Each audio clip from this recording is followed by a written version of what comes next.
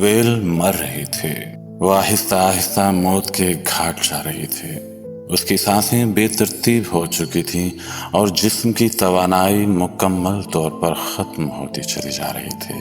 جو کبھی چمکدار اور مضبوط کھال تھی اب ڈھیلی اور لٹکی ہوئی سی لگتی تھی، جیسے کسی نے ہڈیوں پر ایک پرانا کپڑا لپٹا دیا ہو۔ اس کی پسلیاں بہت نمایاں ہو چکی تھیں، بال جھڑ چکے تھے اور کئی جگہ گہرے زخموں سے خون بہہ رہا تھا، اور جہاں مکھیاں بھن بھنا رہی تھیں۔ ویل کا چہرہ بے حال تھا، جبڑے اس قدر لرز رہے تھے کہ کھانا پینا تقریباً ناممکن ہو چکا تھا۔ اس کی بڑی بڑی خوبصورت آنکھیں جو کبھی چمکا کرتی تھیں اب مدھم اور بے جان سے ہو چکی تھی، جیسے کسی کھوئی ہوئی یاد کی مانند۔ اس کی دم جو کبھی گھنی اور لہراتی تھی اب گنجی اور بے جان تھی، صرف چند بال باقی تھے جو کہ ہر جنبش کے ساتھ جھڑتے چلے جاتے تھے۔ اس کا مالک اگسٹو ایک کسان تھا جس کی پوری زندگی زمین اور جانوروں کے گرد گھومتی ہوئی گزری۔ وہ ویل کو دیکھ کر بے چین ہو جاتا، پریشان ہو جاتا اور خود کو بے بس پاتا۔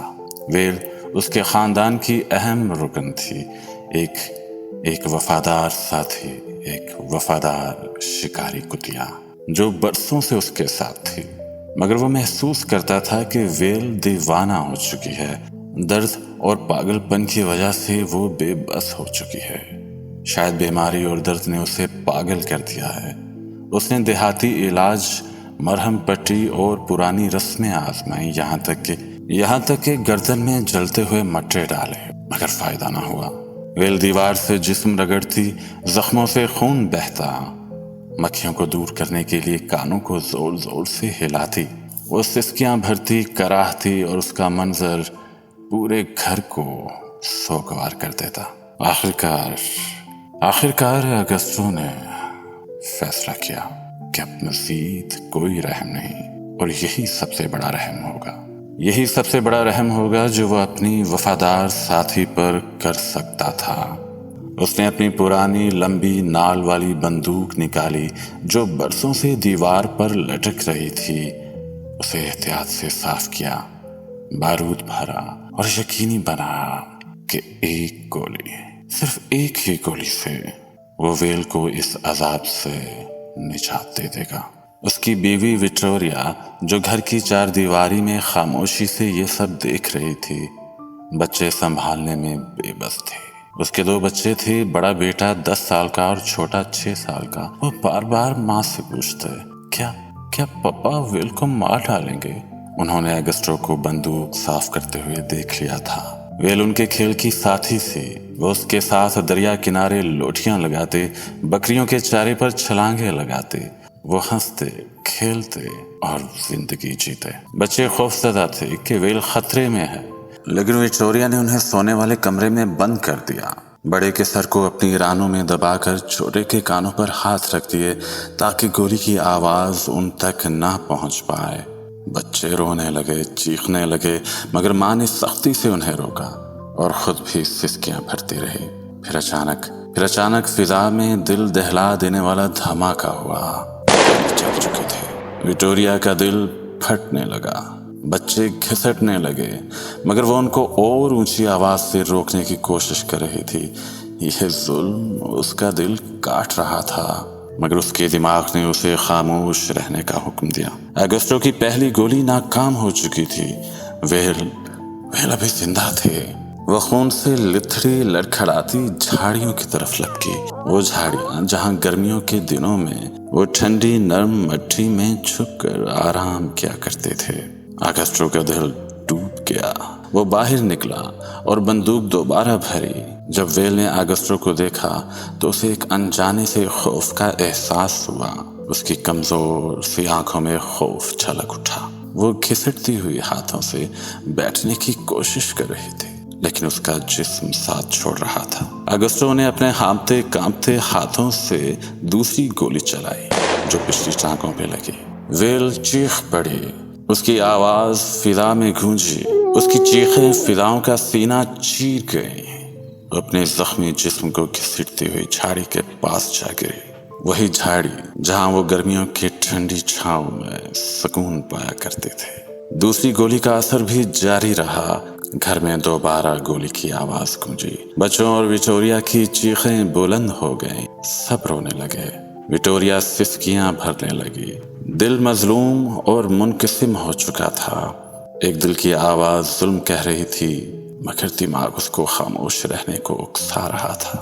अगस्टो झाड़ी के पास खड़ा था। विल को सिसकते और गिरते और तड़पते देख रहा था। उसका दिल भारी हो चुका था। आंखें भीग रही थी। वो इस मंजर को बर्दाश्त न कर पाया।